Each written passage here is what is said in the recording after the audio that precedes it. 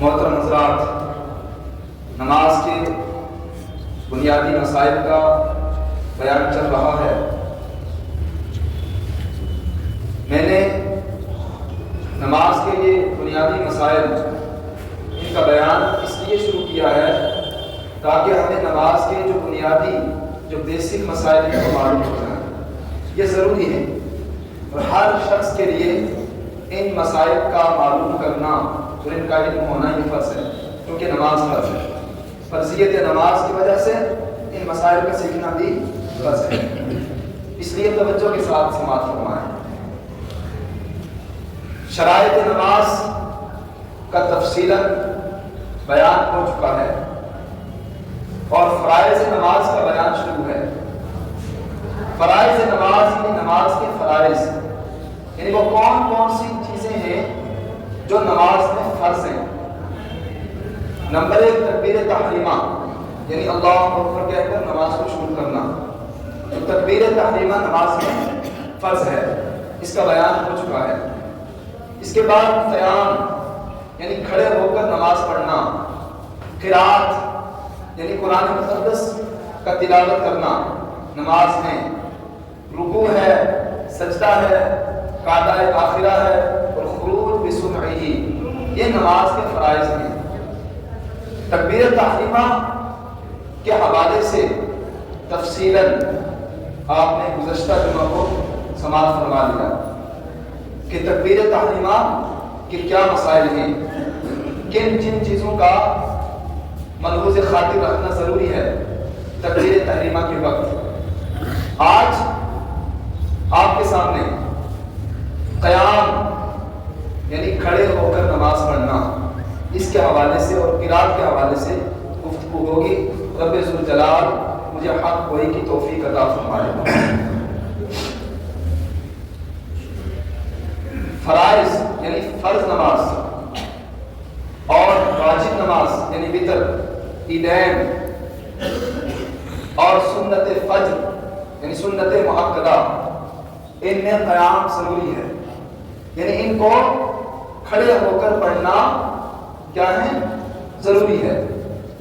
اگر کسی نے بغیر کسی عذر شرعی، بغیر کسی وجہ کے، بغیر کسی مجبوری کے ان نمازوں کو بیٹھ کر پڑھ لیا، یعنی فرض ہے، وتر ہے، واجب نماز اور سنت مؤکدہ ہے جیسے سنت فجر، باقی سنت مؤکدہ، تو یہ نمازیں نہیں ہوں گی۔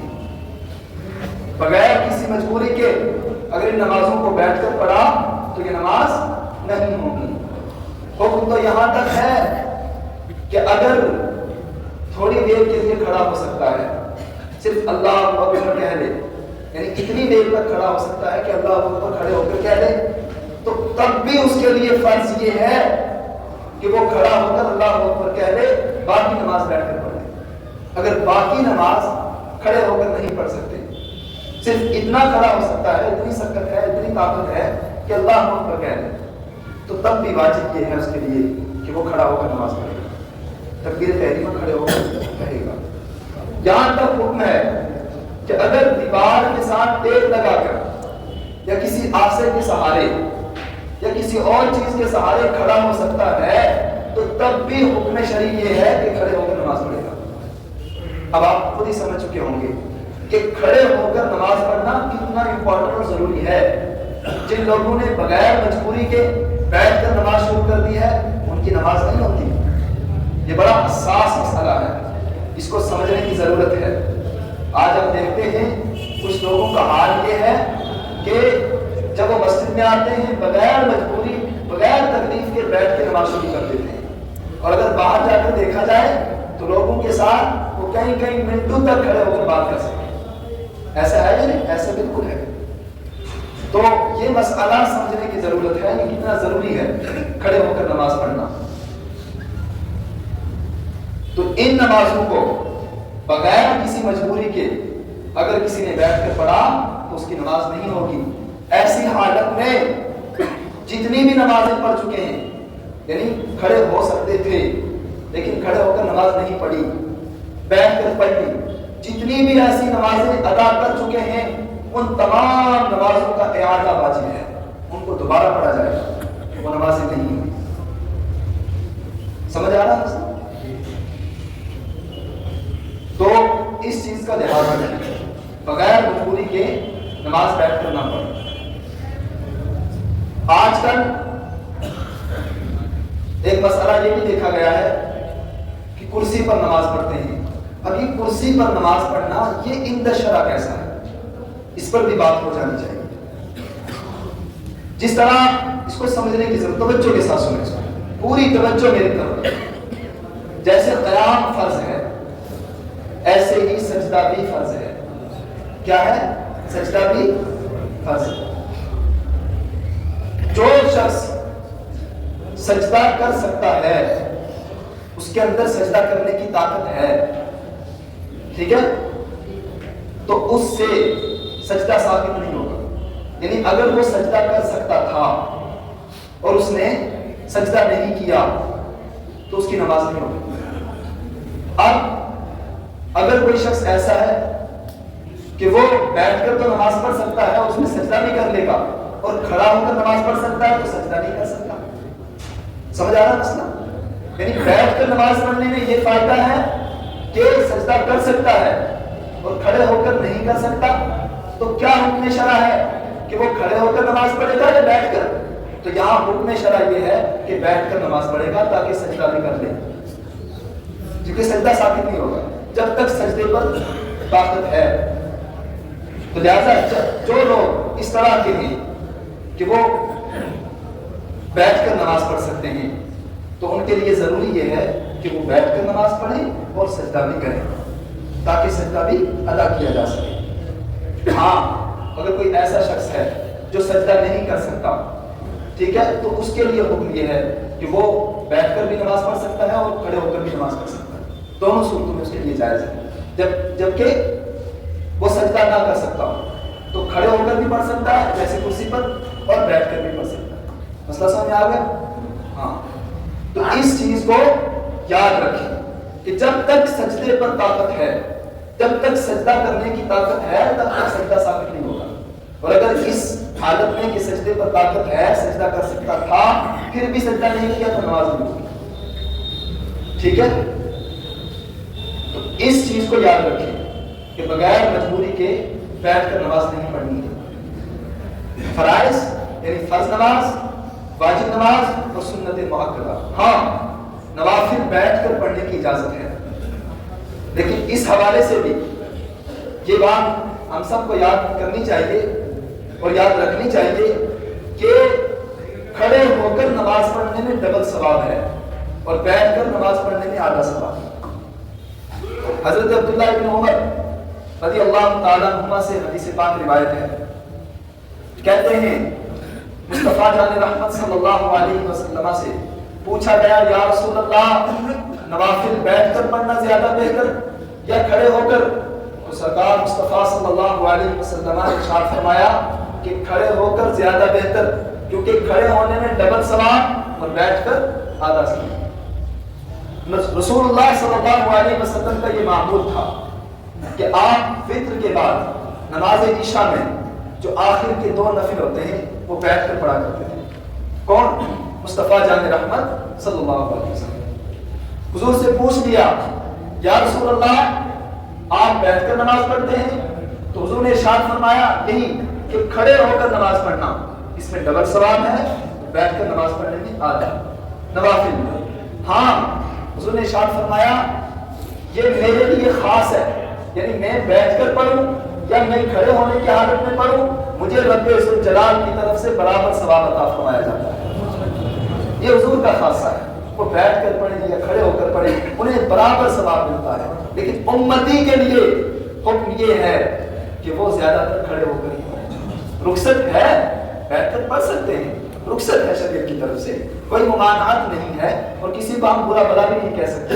اگر کوئی کھڑے ہو کر وہ بیٹھ کر نوافل پڑھتا ہے تو ہم اس پر کوئی طعن و تشریح نہیں کر سکتے، پڑھ سکتا ہے، شریعت نے رخصت دی ہے، لیکن بہتر اور ثواب کس میں زیادہ ہے اس حوالے سے میں بتا رہا ہوں کہ کھڑے ہو کر نماز پڑھنے میں زیادہ ثواب۔ مسئلہ سمجھ میں آ گیا؟ تو نوافل میں بھی جہاں تک ہو سکے حد المقدور کوشش یہ کریں کہ کھڑے ہو کر پڑھیں۔ اس کے بعد یہ تو قیام تھا، اور قیام بقدر قرات، یعنی جب قرات فرض ہوگی تو قیام بھی فرض، جب قرات واجب تو قیام بھی واجب، اور جب قرات سنت تو قیام بھی سنت۔ اب اس کو کیسے سمجھیں؟ توجہ میری طرف رکھیں۔ قرات فرض بھی ہے، قرات واجب بھی ہے، اور قرات سنت بھی ہے۔ قرات مطلب نماز کے قرآن پاک کو تلاوت کرنا۔ کتنی قرات فرض ہے اور کتنی واجب اور کتنی سنت؟ ٹھیک ہے، ایک آیت کا پڑھ لینا، کتنی آیت کا بولے؟ ایک آیت، ایک آیت کا پڑھ لینا یہ فرض ہے۔ جس نے ایک آیت پڑھ لی، چاہے وہ سورہ فاتحہ سے پڑھی یا سورہ فاتحہ کے بعد پڑھی، ایک آیت جس نے پڑھ لی اس نے فرض قرات ادا کر لیا۔ اب بقیہ جو قرات ہے وہ واجب قرات ہے۔ جیسے سورہ فاتحہ کا پڑھنا ہے، پوری سورہ فاتحہ کا پڑھنا واجب۔ اسی طرح سورہ فاتحہ کے بعد آیت کا ملانا، یعنی اتنی چھوٹی آیتیں ہوں تین، جو چھوٹی ہوں تین، اور بڑی جو چھوٹی تین آیتوں کے برابر ہو، یہ واجب ہے۔ ٹھیک ہے، سورہ فاتحہ کے بعد چھوٹی تین آیتوں کا پڑھنا واجب، اور بڑی ایک آیت جو چھوٹی تین آیتوں کے برابر ہو واجب۔ اس کے بعد کی جو قرات ہے وہ سب سنت قرات ہے۔ اتنا سمجھ میں آ گیا؟ ایک آیت کا پڑھنا فرض، اور ایک آیت سے کے بعد جو بھی قرات ہے وہ واجب۔ سورہ فاتحہ کے بعد چھوٹی تین آیتوں کا پڑھنا واجب، اور ایک بڑی آیت جو چھوٹی تین آیتوں کے برابر ہو واجب، اور اس کے بعد کی جو قرات ہے وہ سنت۔ اب جب آپ فرض قرات کریں گے تو اس وقت قیام بھی فرض، ٹھیک ہے، اس وقت قیام بھی یعنی کھڑا ہونا بھی فرض۔ جب آپ واجب قرات کر رہے ہوں گے اس وقت آپ کا قیام بھی واجب، ٹھیک ہے۔ جب آپ سنت قرات کر رہے ہوں گے اس وقت آپ کا قیام بھی سنت۔ اور مسئلہ سمجھا گیا؟ قرات کے حوالے سے یہ بات یاد رکھیں کہ قرات کے لیے ضروری یہ ہے کہ اس آواز سے پڑھے، چاہے وہ تنہا ہو، کہ اسے خود سنائی بھی دے اور اسے سمجھ بھی آئے کہ میں کیا پڑھ رہا ہوں۔ اگر کسی نے اس حالت میں قرات کی کہ نہ اسے سمجھ میں آیا، ٹھیک ہے، نہ اس نے سنا، تو اس کی نماز نہیں ہوگی۔ جب بھی قرات کریں تو اس بات کو لحاظ میں رکھیں کہ اتنی آواز سے پڑھیں کہ خود سن سکیں اور اسے سمجھ بھی سکیں کہ میں نے کیا پڑھا ہے۔ اس حالت میں قرات کرنا ضروری ہے کہ اسے سن بھی سکیں اور سمجھ بھی سکیں کہ میں نے کیا پڑھا ہے۔ اگر اس حالت میں پڑھی، ایسے پڑھی کہ نہ خود سمجھ میں آیا نہ سن سکا، تو نماز نہیں ہوگی۔ اب ایک مسئلہ بڑا کامن ہے، جہالت کی وجہ سے کچھ لوگ امام کے پیچھے بھی قرات شروع کر دیتے ہیں۔ جب آپ امام کے پیچھے نماز پڑھ رہے ہوں، امام کی ابتدا میں، تو اس وقت آپ قرات کریں گے یا نہیں؟ یہ مسئلہ بڑا امپورٹنٹ ہے، اس کو سمجھنے کی کوشش کریں۔ یاد رکھیں، قرآن کا حکم یہ ہے، رب ذوالجلال کا حکم یہ ہے کہ جب قرآن پڑھا جائے تو تم خاموش ہو جاؤ۔ وَإِذَا قُرِئَ الْقُرْآنُ فَاسْتَمِعُوا لَهُ وَأَنصِتُوا لَعَلَّكُمْ تُرْحَمُونَ۔ یہ قرآن کی آیت کریمہ ہے کہ کیا؟ جب قرآن پڑھا جائے خاموش ہو جاؤ اور اس کو توجہ کے ساتھ سنو۔ یہ کس کا حکم ہے؟ رب ذوالجلال۔ اب یہ حکم مطلق ہے، جب بھی پڑھا جائے، جہاں بھی پڑھا جائے۔ مفسرین نے لکھا یہ آیت کریمہ نازل ہی اسی متعلق ہوئی ہے، نماز میں جب امام قرات کرے تو اس وقت مقتدی خاموش ہو جائے، اس کو توجہ کے ساتھ سنے، ٹھیک ہے، یہ حکم ہے۔ اور حدیث پاک ہے، یہ سنن ابن ماجہ میں ہے، ان جابر بن عبداللہ، حضرت جابر بن عبداللہ رضی اللہ تعالیٰ عنہ صحابی رسول ہیں، وہ اس حدیث پاک کو روایت کرتے ہیں کہ میں نے سنا کہ آقا کریم صلی اللہ علیہ وسلم نے ارشاد فرمایا۔ کیا ارشاد فرمایا حضور نے؟ فرمایا من کان لہ امام قراءۃ الامام قراءۃ لہ۔ حضور نے کیا ارشاد فرمایا؟ فرمایا جس کا امام ہو تو امام کی قراءت اس کی قراءت ہے۔ یعنی امام ہی کی قرات اس کے لیے کافی ہے. ٹھیک ہے. اسی طرح مسند ابن ابی شیبہ کے اندر بھی یہ حدیث موجود ہے حضرت جابر بن عبداللہ سے.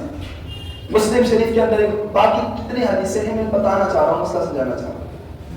مسلم شریف میں حدیث حضرت موسیٰ اشعری رضی اللہ تعالی عنہ سے روایت ہے. وہ کہتے ہیں سرکار صلی اللہ علیہ وسلم نے ایک دن خطبہ ارشاد فرمایا. حضور علیہ السلام نے تقریر فرمائی اور ہمیں نماز کا طریقہ سکھایا کہ نماز کیسے پڑھنی ہے. پھر حضور نے ارشاد فرمایا اذا صلیتم, جب تم نماز پڑھو فاقیموا صفوفکم, تو تم اپنی صفوں کو سیدھی کر دیا کرو, بالکل سیدھی صفوں کو سیدھا کر لیا کرو. پھر حضور نے ارشاد فرمایا پھر تم میں ایک کوئی شخص امامت کرے, کوئی ایک شخص تم میں امامت کرے. اذا کبر فکبروا, جب وہ تکبیر کہے تو تم بھی تکبیر کہو. واذا قرأ فانصتوا, اور جب وہ پڑھے تو تم خاموش ہو جاؤ. ٹھیک ہے. تو امام اسی طرح ہوتا ہے, امام مالک نے بھی حدیث باقی کتابوں میں بھی ہے.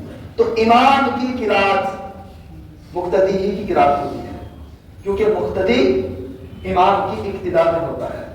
مثال کے طور پہ اگر کسی مقتدی کو سجدہ سہو واجب ہو گیا, اس سے واجب ترک ہو گیا نماز میں, تو وہ سجدہ سہو نہیں کرے گا, نہیں کر سکتا, امام کی اقتداء میں ہے. سمجھ آ گیا مسئلہ؟ امام کی اقتداء میں ہے. اور اگر امام پر سجدہ سہو واجب ہو گیا تو سب پر امام کرے گا تو سب کی طرف سے ادا ہو جائے گا. ٹھیک ہے. امام سے کوئی غلطی ہو گئی نماز میں تو کسی کی بھی نماز نہیں ہوگی. جیسے حدث واقع ہو گیا, کسی کا وضو جاتا رہا امام کا, تو کسی کی بھی نماز نہیں. اسی طرح کوئی اور غلطی واقع ہو گئی نماز پڑھاتے ہوئے, کسی کی بھی نماز نہیں. یعنی امام کی نماز تو سارے مقتدیوں کی نماز, اور امام کی نماز نہیں تو کسی کی بھی نماز نہیں. ٹھیک ہے. اسی طرح امام کی قرات سارے مقتدیوں کی قرات, جب امام نے قرات کر لی اب کسی کو قرات کرنے کی ضرورت نہیں. مسئلہ سمجھ آ گیا؟ تو یاد رکھیں جب آپ امام کی اقتداء میں ہوں تو اس وقت آپ قرات نہیں کریں گے. شاید وقت ہو چکا ہے. رب الجلال ہم سب کو عمل کی توفیق عطا فرمائے. کلمہ پاک قبول کرنے لا